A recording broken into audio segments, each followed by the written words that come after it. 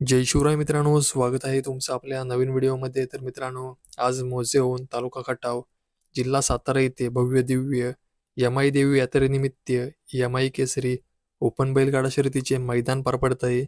मित्रांनो, आजच्या यमाई केसरी मैदानामध्ये आपल्या सर्वांचा लाडका चटणी भाकरीचा पेलवान घरनिकीचा राजा देखील आला होता. तर मित्रांनो, आपल्या सर्वांचा लाडका घरनिकीचा राजा नक्की कोणत्या गटाला पळाला व गटपास झाला की नाही ते आता आपण पाहूया. तर मित्रांनो, घरनिकीचा राजा गट क्रमांक 29 मध्ये तास क्रमांक 5 मधून पाहायला. या गट क्रमांक 29 मध्ये 2 गाड्यांमध्ये शेवटच्या क्षणापर्यंत काटाकीर लढत पाहायला मिळाली.